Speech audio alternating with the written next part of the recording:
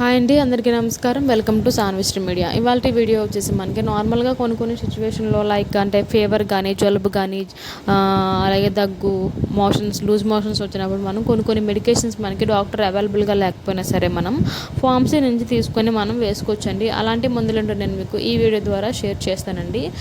First మనం పిల్లలు చూసేసరికి వాళ్ళకి జ్వరం వస్తే కనుక వాళ్ళకి వెంటనే టెన్షన్ పడాల్సిన అవసరం లేదు.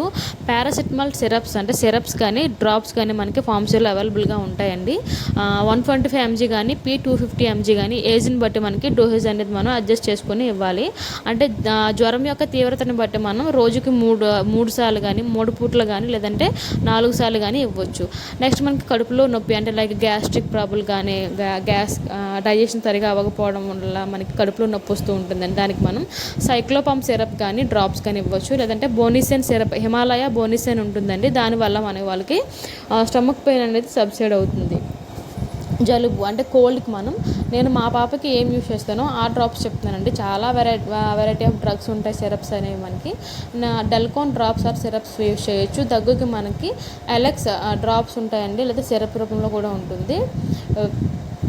విరోచనాలకి మనం స్పోరోలాక్ శాచెట్స్ ఉంటాయి కదండి, అవి పౌడర్ రూపంలో ఉంటుంది. సో అది మనం వాటర్లో కలిపేసి ఇవ్వాలండి. ఇన్ కేస్ వీక్నెస్ ఉంటే కనుక మనం ఓరల్ రీహైడ్రేషన్ సొల్యూషన్ కూడా ఇవ్వచ్చు.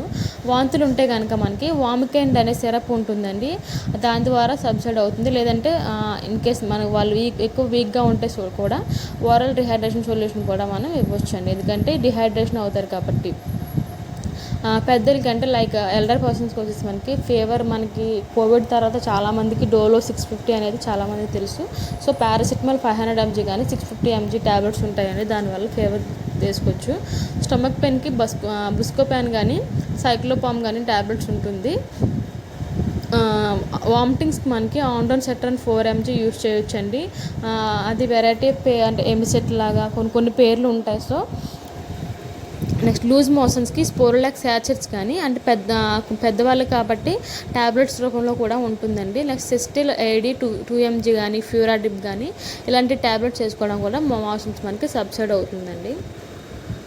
కోల్డ్ అంటే జలుబుకి మనం మాంటెక్ ఎల్సీ అంటే సిట్రిజన్ ట్యాబ్లెట్ కూడా చాలామందికి తెలిసే ఉంటుంది. సో నెక్స్ట్ మనకి దగ్గుకు వచ్చేసరికి కొన్ని సిరప్స్ ఉంటాయండి, యాస్కోరిల్ కానీ బెనాడ్రిల్ కానీ సిరప్స్ మనం యూస్ చేయొచ్చు.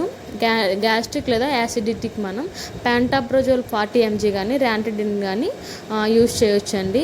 బాడీ పెయిన్స్ అంటే ఒళ్ళు నొప్పులకి మనం జిరోడాల్ పీ కానీ ఇబోఫ్రూఫిన్ కానీ అలాంటి ట్యాబ్లెట్స్ మనం యూస్ చేయొచ్చు.